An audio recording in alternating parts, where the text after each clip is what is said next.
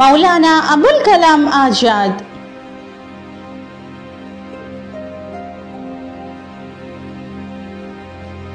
మౌలానా అబుల్ కలాం ఆజాద్ స్వాతంత్ర భారతదేశానికి తొలి విద్యాశాఖ మంత్రి మౌలానా అబుల్ కలాం ఆజాద్. మౌలానా అంటే పండితుడు, అబుల్ కలాం అంటే భాషా జనకుడు అని అర్థం. ఆజాద్ ఆయన కలం పేరు. మహా విద్వాంసుడైన ఆజాద్ విద్యాశాఖ మంత్రి అవ్వడం గొప్ప అదృష్టం.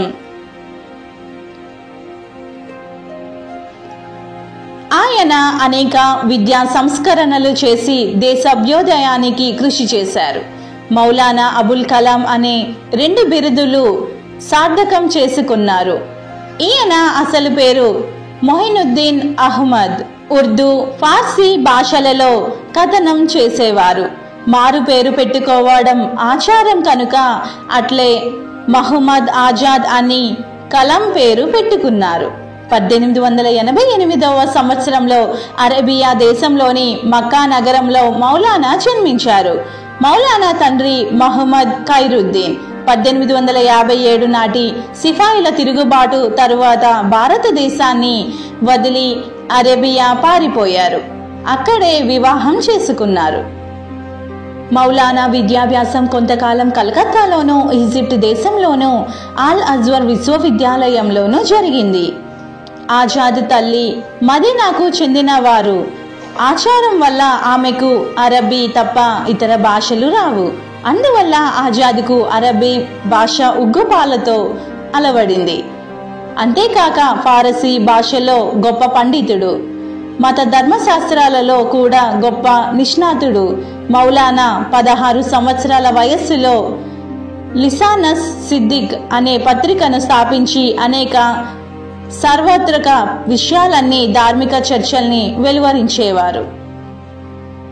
పాఠకులు ఆ అంశాలు చదివి అవి వ్రాసిన వారు ఎంతో వయోవృద్ధులని, గొప్ప పండితులని తలుచేవారు. హలి అనే గొప్ప రచయిత వ్రాసిన గ్రంథాన్ని ఆజాద్ నిశితంగా విమర్శిస్తూ తన పత్రికలో వ్రాశారు.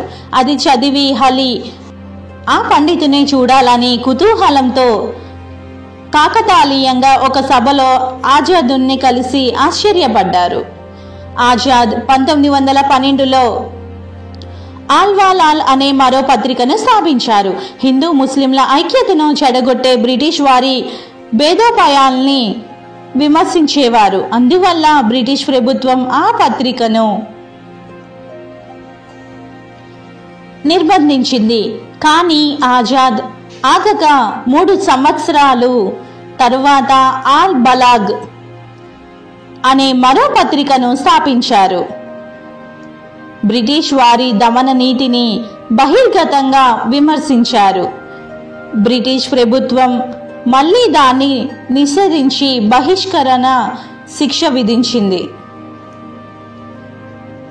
1920లో ఆజాద్ గాంధీ గారిని ఢిల్లీలో కలిసి దేశమంతా తిరిగి 1923లో ఢిల్లీలో జరిగిన కాంగ్రెస్ సభకు అధ్యక్షుడైనాడు. అప్పటికి ఆయన వయస్సు 35 మాత్రమే. గాంధీ గారికి ఆజాద్ నిష్పక్షపాతం, సత్యదీక్ష నచ్చాయి. ఆజాద్ గొప్ప వక్త, నిరాడంబరుడు, గొప్ప దేశభక్తుడు, హిందూ ముస్లింల ఐక్యతకు పాటుపడి గొప్ప స్వాతంత్ర సమరయోధుడు. ఆజాద్ 1958లో మరణించిన చిరస్మరణీయుడు.